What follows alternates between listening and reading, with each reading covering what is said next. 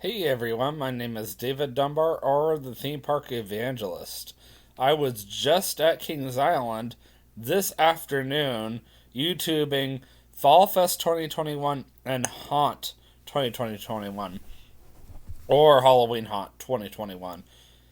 While I'm waiting on that video to finish editing so I can upload it to YouTube, I happen to have some time while my parents are over at Bible study.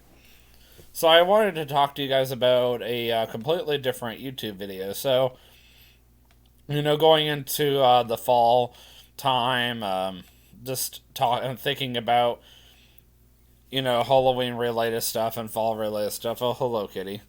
And one thing that came to my mind was I wanted to talk to you guys about, of all things, why is Tower of Terror my favorite?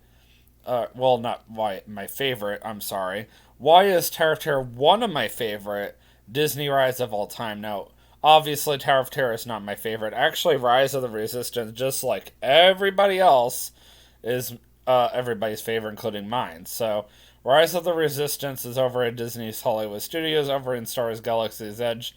Ride just opened like literally 2 years ago, so it's still incredibly new. And as my dad said, it's going to get replaced by something else eventually. But as of right now, it has cutting edge technology.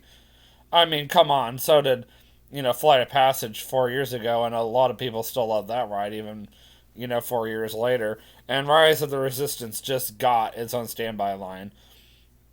But this evening, we're going to be focusing on Tower of Terror. So the reason why I brought it up is because I was watching a backstage video about it. It's on Disney Plus. There's a lot of episodes about 13ish, and there's an episode on various attractions, including Tower of Terror, just basically backstage secrets on various rides.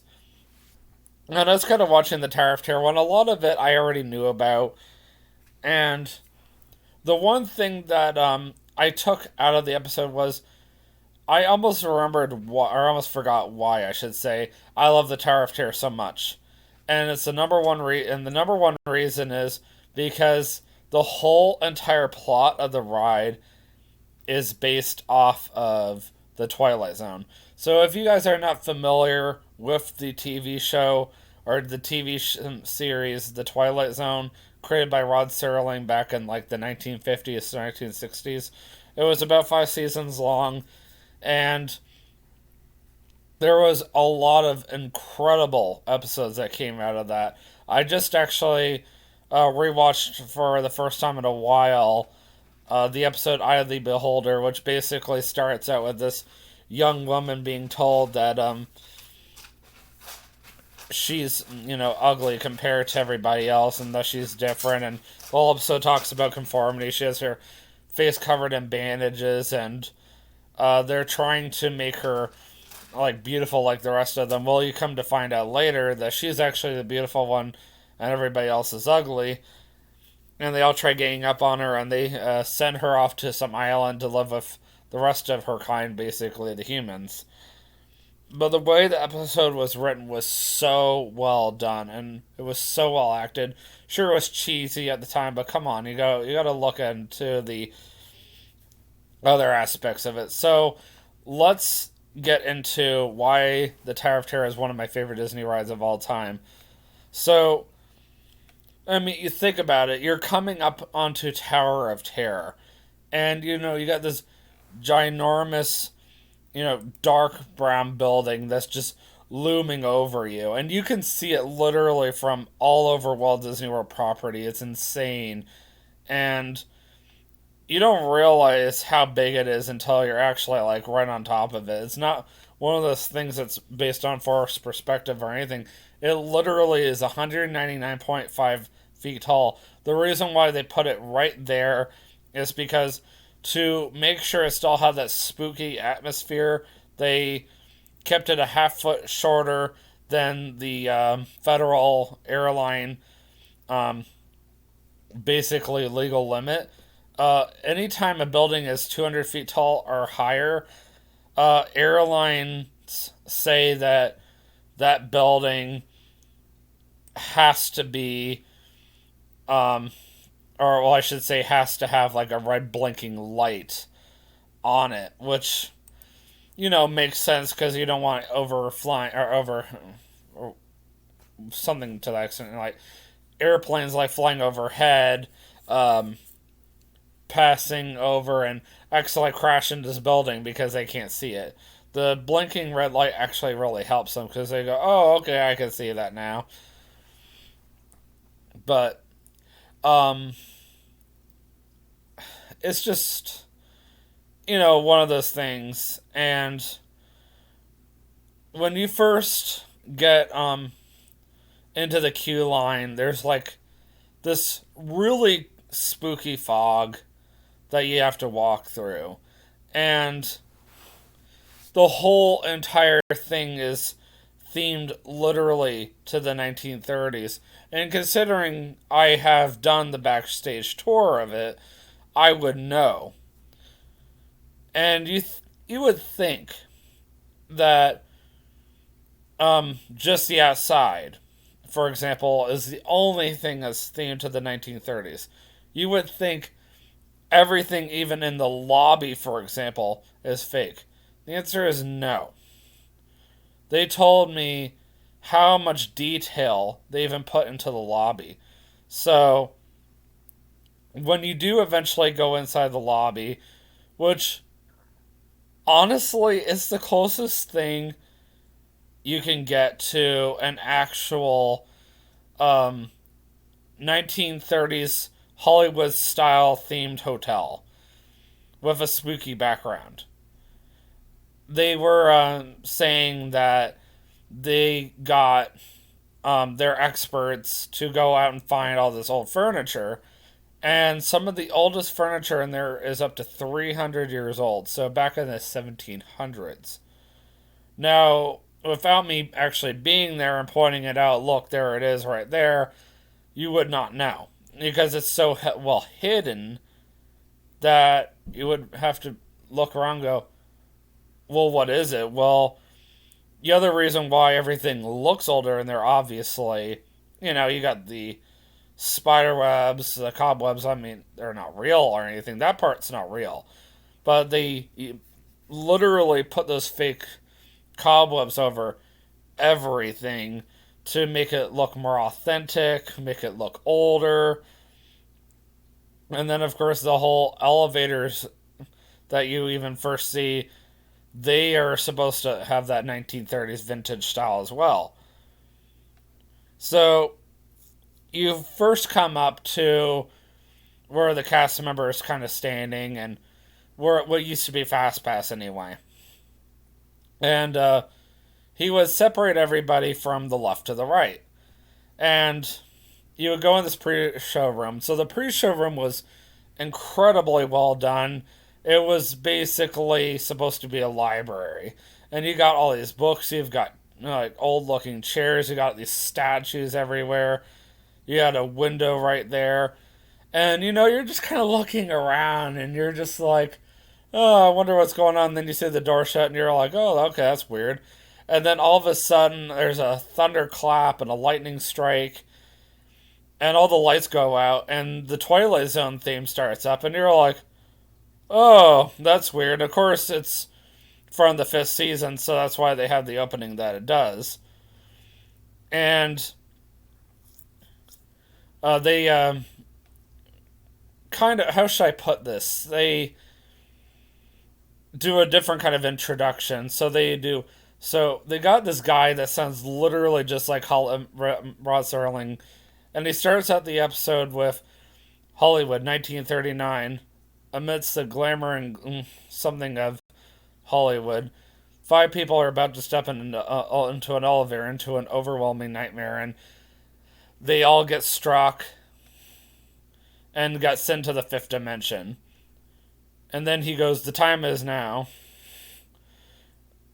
You were about to witness just like these 5 people did on this evening. And then from there, they kind of did their research. They were going through They literally actually said in the behind the scenes footage that, well, that you can watch on Disney Plus, that is. They watched every single episode, all 5 seasons, all 100 plus episodes that they have, to find the perfect introduction for this episode.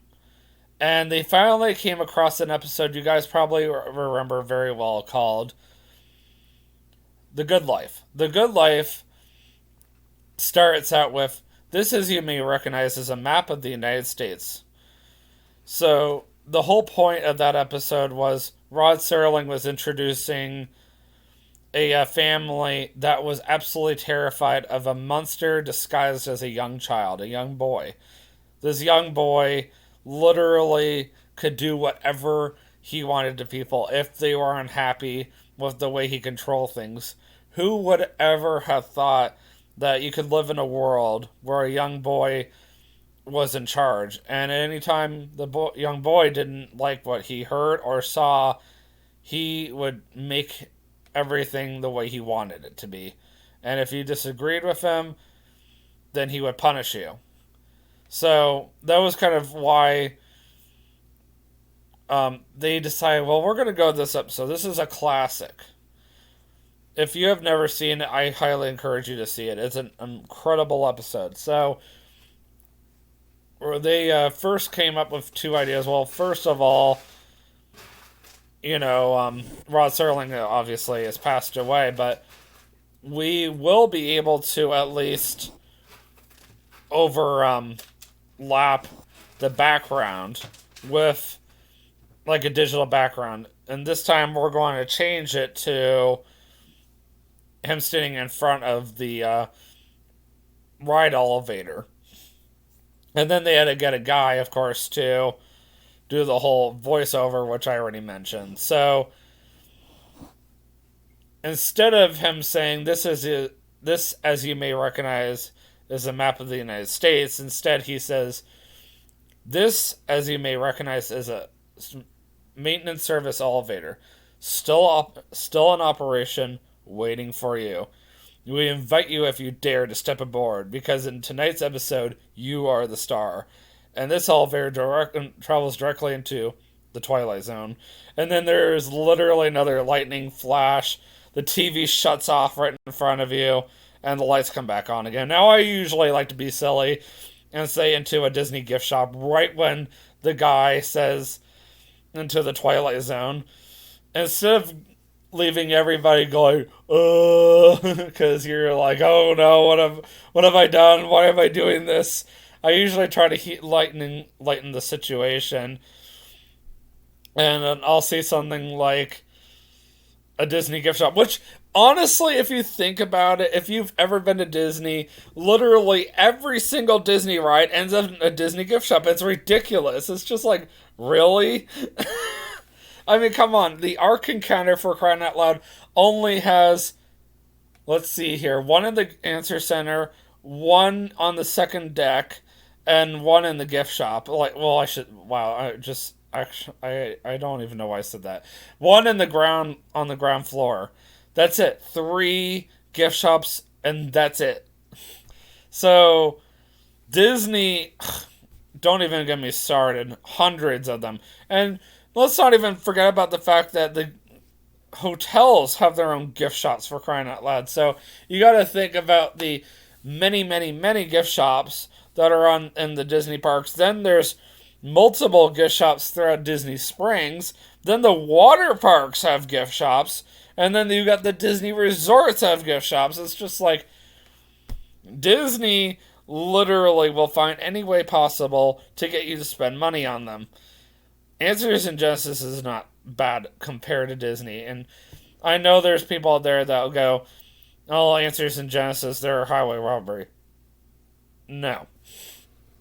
Ken Ham would not allow it. So, Disney, on the other hand, could care less if you spend money on them.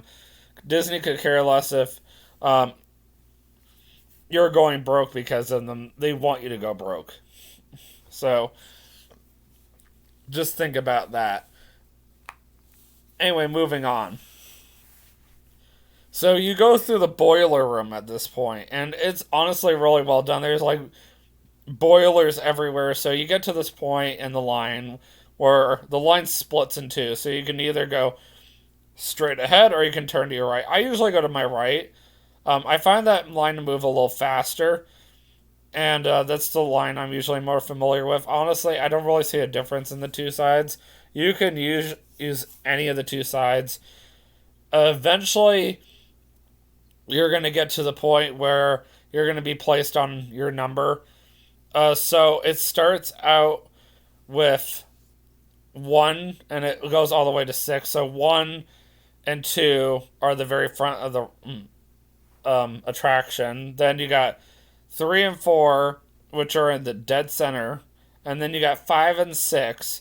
So one's on the front left, two is on the front right, three is on the middle left, four is on the middle right, five is in the back left, six is in the back right. I've pretty much sat everywhere on those rides. So you get into this elevator, and sometimes the cast members will really act out very well. Sometimes they will just walk up to the elevator and just give you that blank stare, and they'll say, "Enjoy your stay." The cast members for Tower of Terror have to stay creepy, have to stay sinister. They cannot smile. They have to be serious at all times, and they have to be creepy as a plus factor.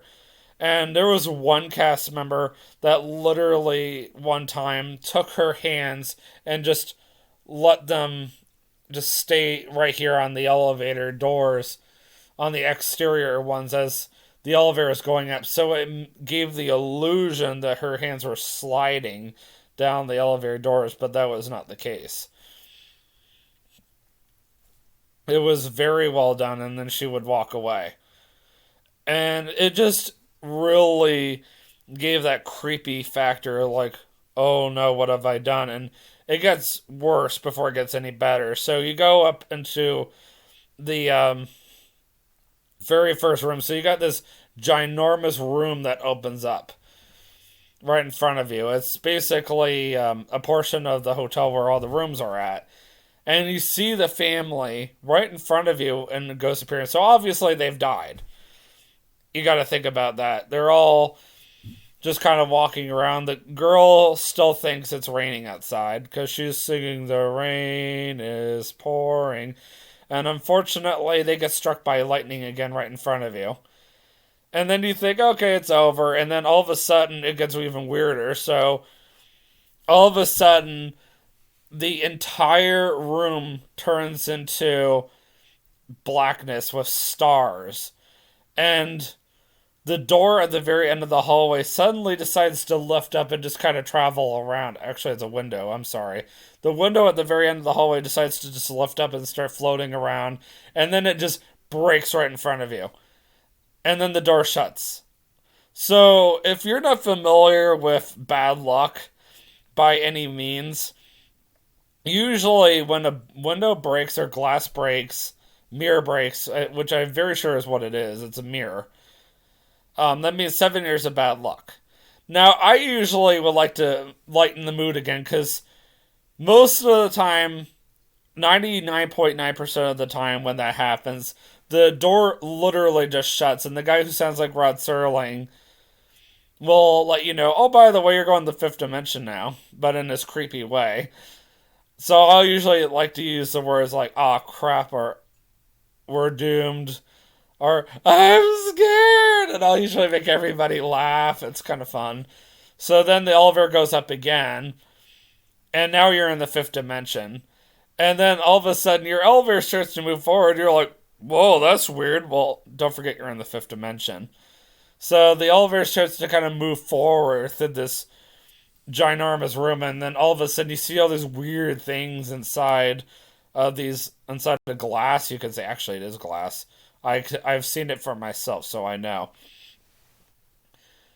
And here comes the creepiest part of the whole ride. So all the stars you saw earlier, well, they're back again. So they are all heading towards this ginormous door, but you can't tell it is right away. And this door literally just opens up right in front of you. And there's this loud sound effect, and you're just like, whoa. And then you hear part of the sound effects from the Twilight Zone again. And then the guy who sounds like Rod Serling says the next most familiar words you've probably heard a million times if you've rode the ride enough times. You are about to experience what lies beyond the fifth dimension of the Tower of Terror. And then from there, you have no idea if you're going to go up or down. And the whole thing is done in random.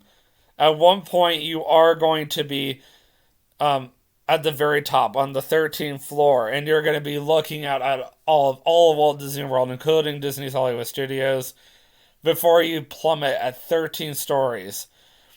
And honestly, my favorite part is every now and then you'll get about halfway up and you'll see the ghost standing in front of you again.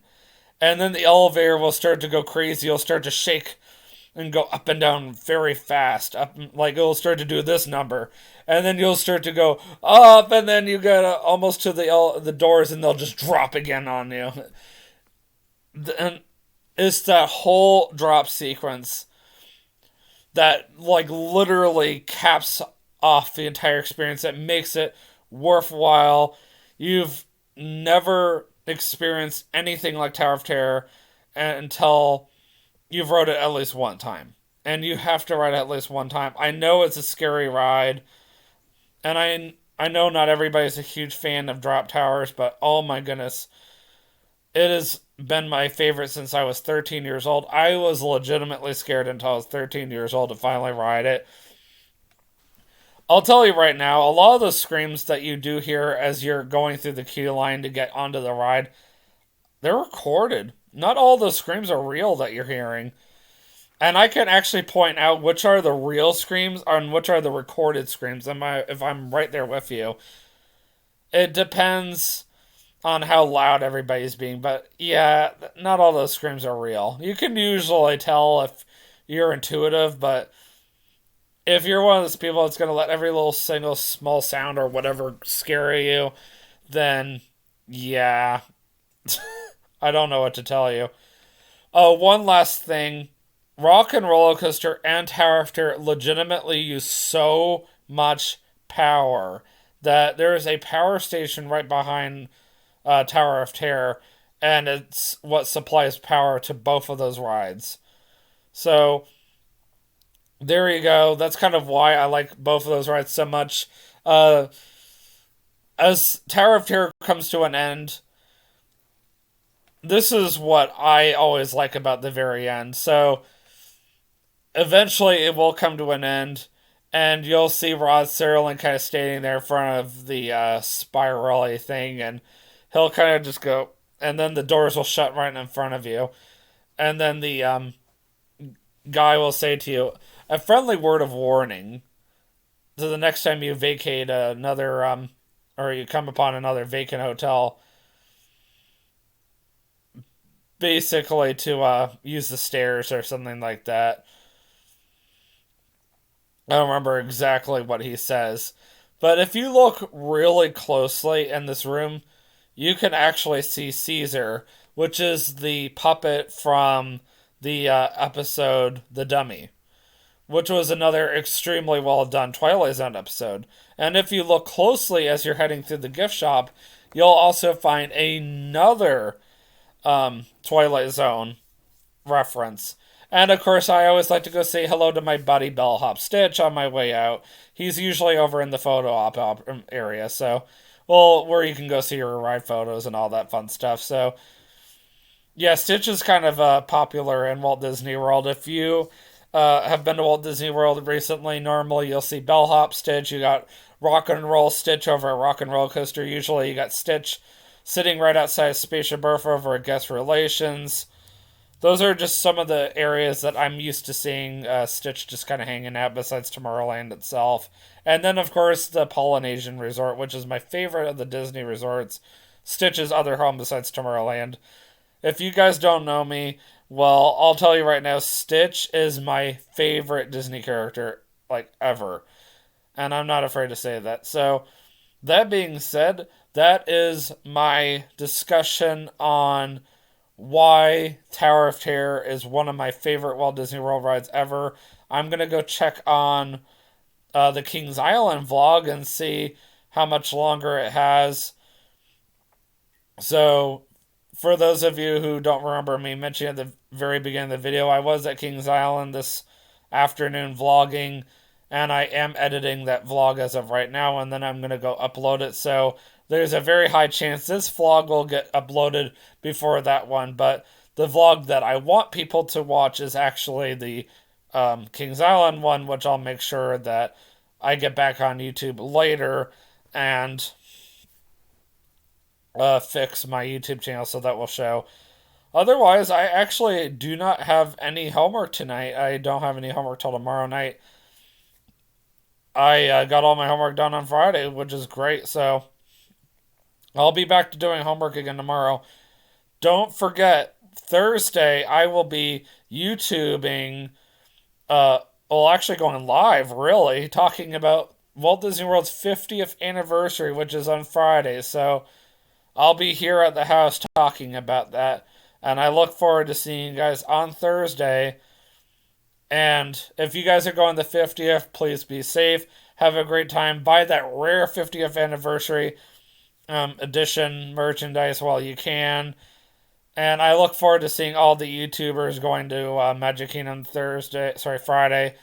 Um, Got to find out from TJ what he's doing for the 50th this weekend. And otherwise, I hope to see you guys in the next vlog. And always remember, you can do all things through Christ who strengthens you. Have a great night. Peace out.